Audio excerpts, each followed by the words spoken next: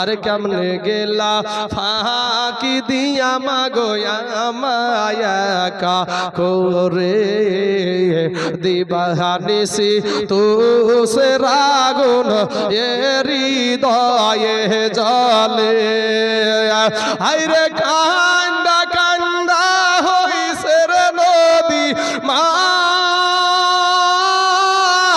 কান্দা কান্দা হইছে রে নদী আমার নয়ন জলে জোরে বলেন না সুবহানাল্লাহ এ দিবানিসি তুসে রাগুন হৃদয়ে জলে কেমনে গেলা ফাঁকি দিয়া মাগো মায়া কা ফেলে দিবানিসি তুসে রাগুন হৃদয়ে জলে ওরে আমি আদর করে নাইনি গো কেউ আমায়া কোলে তুলে আদর করে নাইনি গো কেউ আমায় কোলে তুলে কিছুদিন দূর করিয়া আবার যাই যে ফেলে আমায় কে দিবে আর শান্ত গো মা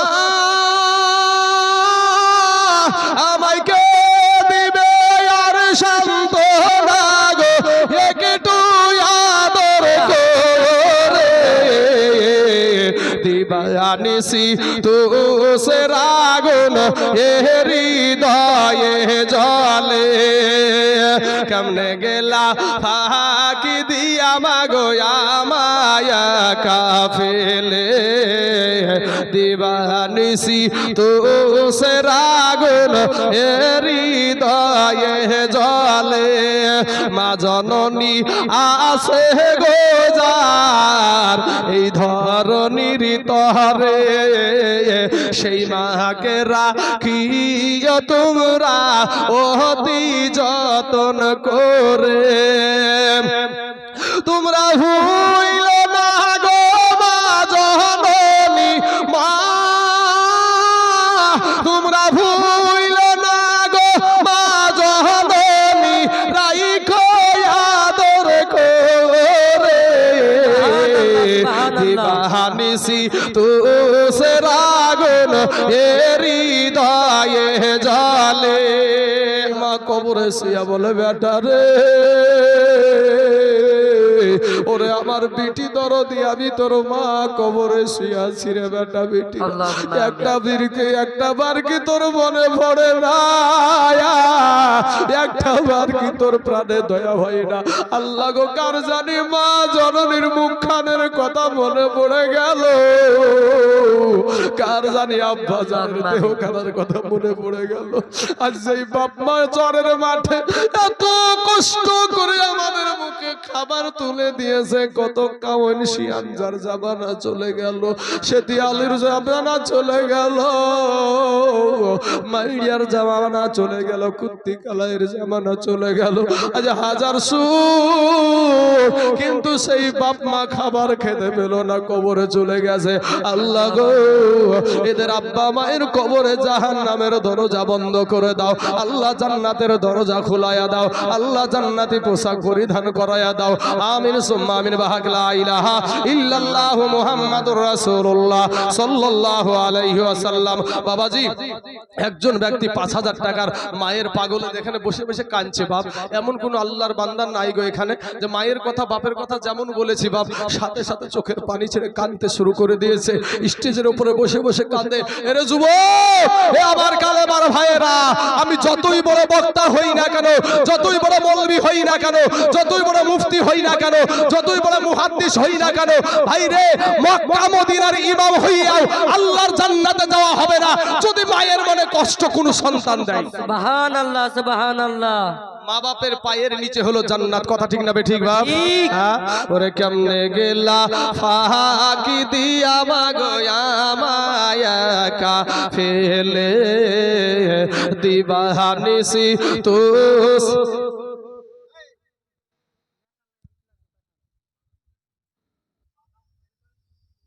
সুবহানাল্লাহ সুবহানাল্লাহ।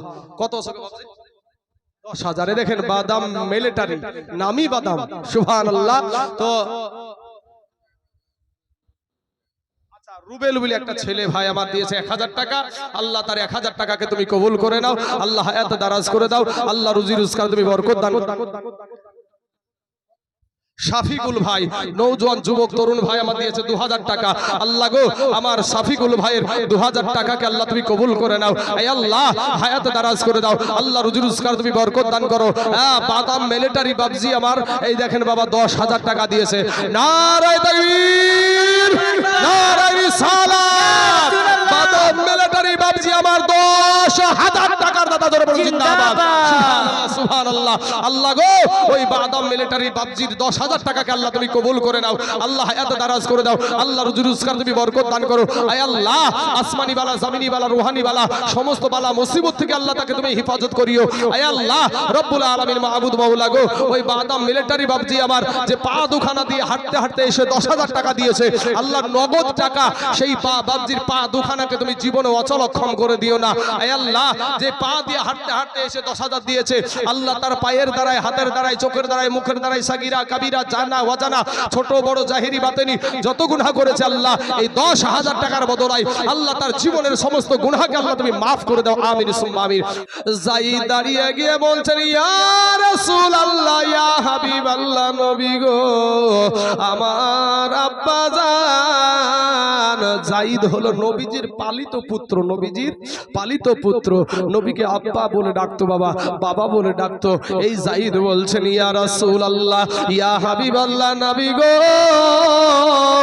আমার আব্বা জান আমাকে যুদ্ধের ময়দানের প্রধান সেনাপতি বানায়া দিয়েছে। আমার বাড়ি থেকে মা আয়েশা আমার বাড়ি থেকেই শুনতে পেয়ে যাবে, আমার যাওয়ার কোনো প্রয়োজন নাই।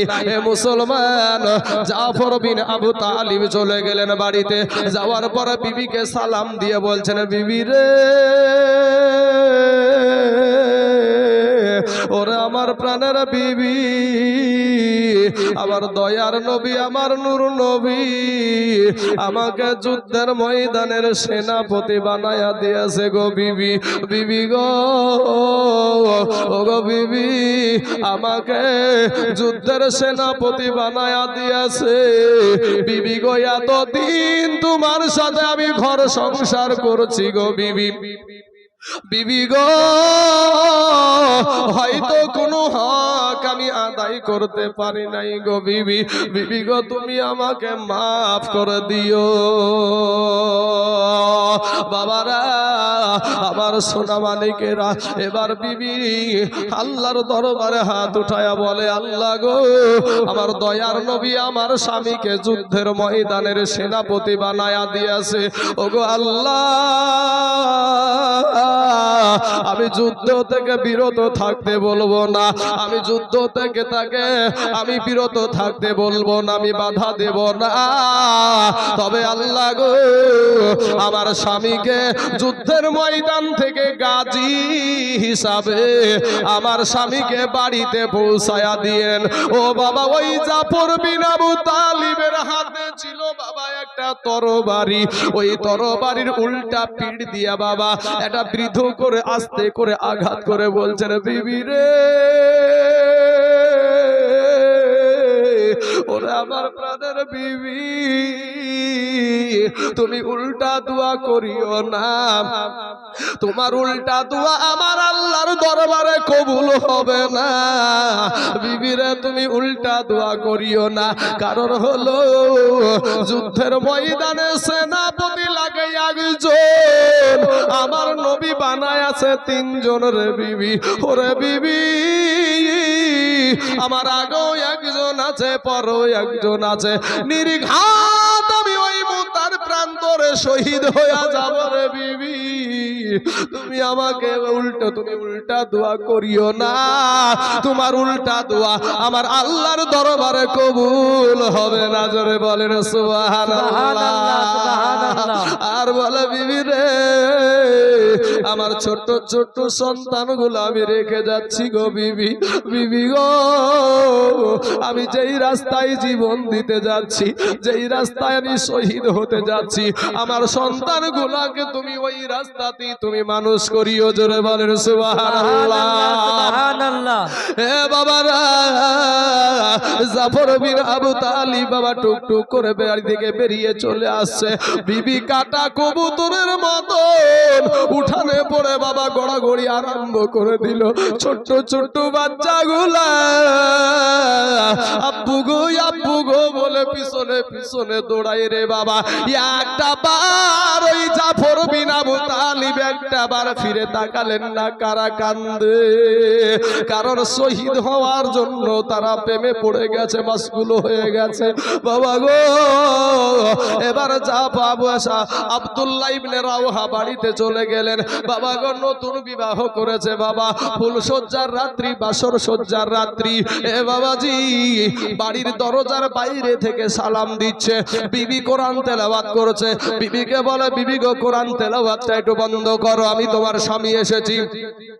ডাক দিয়া বলা, বিবি আমাকে আমার দয়ার নবী যুদ্ধের ময়দানের সেনাপতি বানায়া দিয়েছে গো বিবি। আমি তোমাকে নতুন বিবাহ করেছি, আমি কোনো হক আমি তোমার আদায় করতে পারি নাই গো বিবি। বিবি গো, তুমি আমাকে মাফ করে দাও। বিবি একটা ডাক দিয়া বলে, প্রাণের স্বামী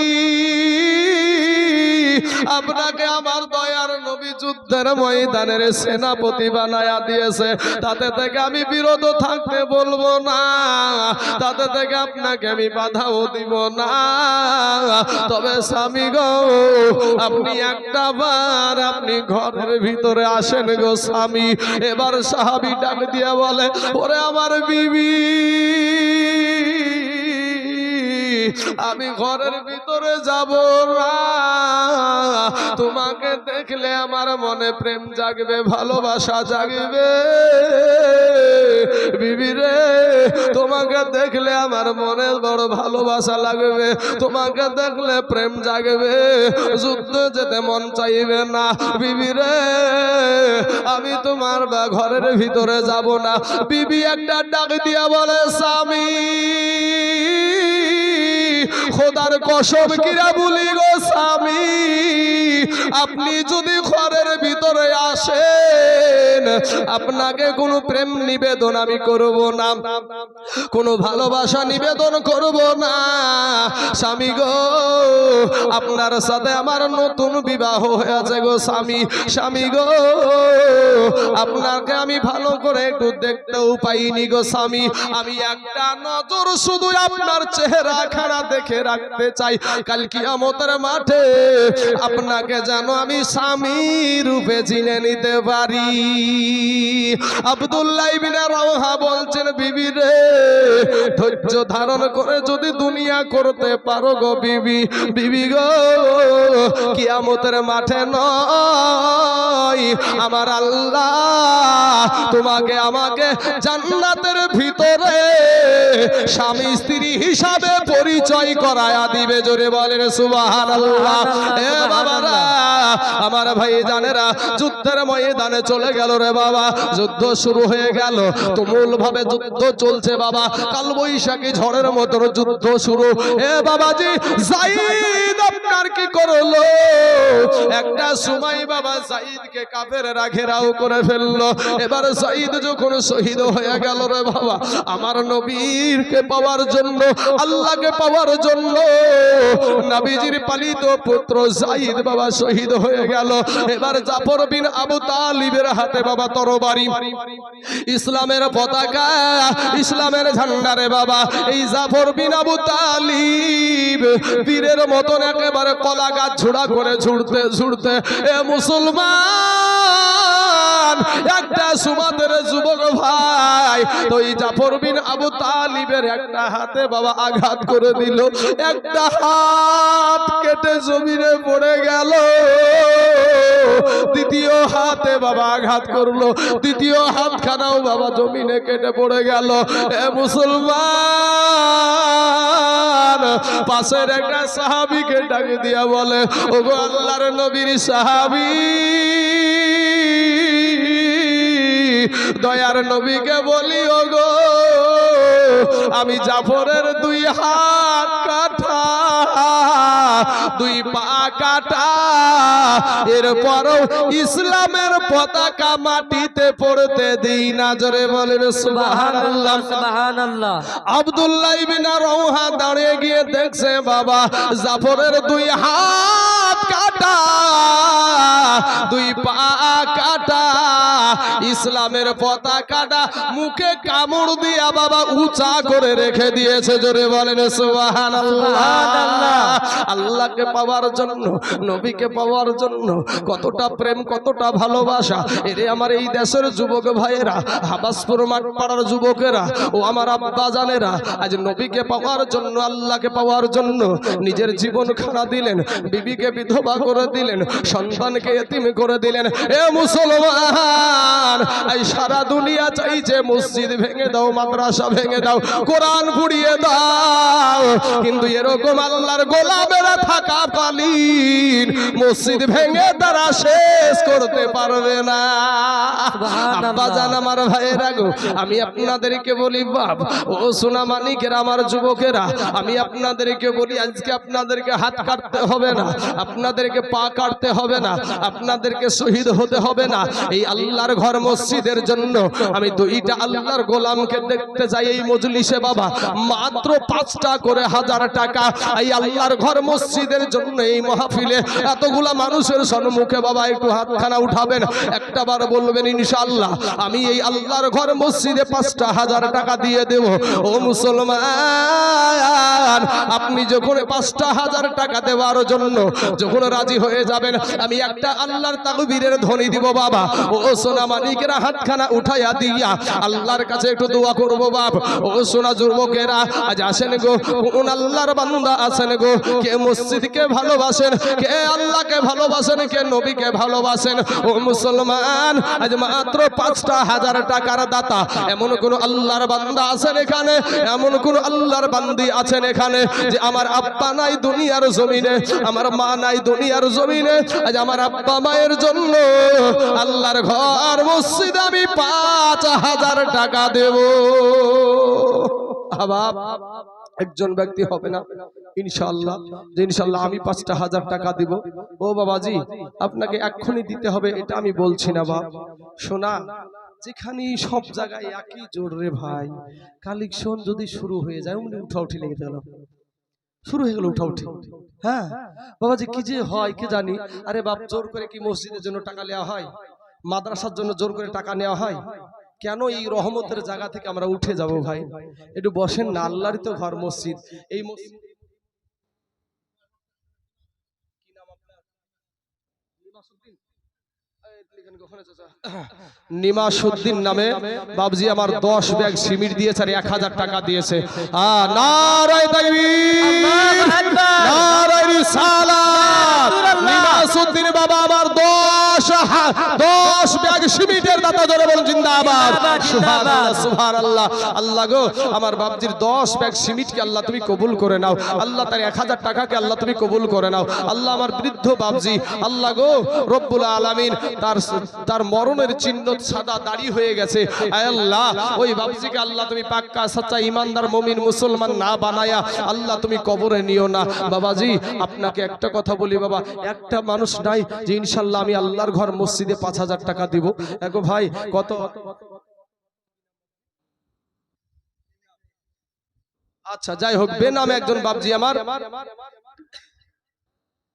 সুবহানাল্লাহ, আর একজন বাবজি আমাদের নামটা লিখেন না গো, কলমালা কো আপনাদের, সুবহানাল্লাহ। ধরেন টাকা ধরেন, আর নাহলে ফ্যানটা বন্ধ করে দেন, অত বাতাসের আমার দরকার নাই। মেশিন যত গরম হবে তত খেপবে নাকি ভাই? হ্যাঁ, সুবহানাল্লাহ, সুবহানাল্লাহ। হ্যাঁ, এই দেখেন আর একজন দিয়েছে 1000 টাকা, আর একজন দিয়েছে 200 টাকা। আল্লাহ তার 200 টাকাকে আল্লাহ তুমি কবুল করে নাও, আল্লাহ হায়াতে দারাজ করে দাও। তো একজন বাবজি আমার এখানে নামকে গোপন করে দিয়েছে 5000 টাকা। সুবহানাল্লাহ।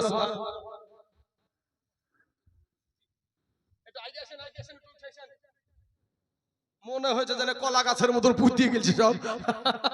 যাই হোক বাবাজি আমার সোনা মানিকের আমার ভাই জানেরা, তো একজন বাবুজি বলছে আমি দিব 5,000 টাকা। নারায়ে তাকবীর, নারায়ে রিসালাত। একজন বাপদক্ষী মানুষ 5,000 টাকার দাদা ধরে বলুন জিন্দাবাদ। সুবহানাল্লাহ সুবহানাল্লাহ। আল্লাহ গো আমার এই বাবজির 5,000 টাকাকে আল্লাহ তুমি কবুল করে নাও। আসেন একটু আমি দোয়া করব বলেছি, একটু দোয়া করেন। আল্লাহুম্মা আমিন। হায় আল্লাহ মাবুদ গো তোমার একজন বান্দা আল্লাহ, ওগো আল্লাহ ওই বাবজি আমার 5,000 টাকার ওয়াদা করেছে। আয় আল্লাহ রব্বুল আলামিন মাবুদ গো আমার বাবুজির 5,000 টাকাকে তুমি কবুল করে নাও। আর একজন চাচা আমার 10 ব্যাগ সিমেন্ট দিয়েছে, 1,000 টাকা দিয়েছে। আল্লাহ আমি জানি না তাদের মা বাবা কবরে কি হালাতে রয়েছে গো আল্লাহ, কার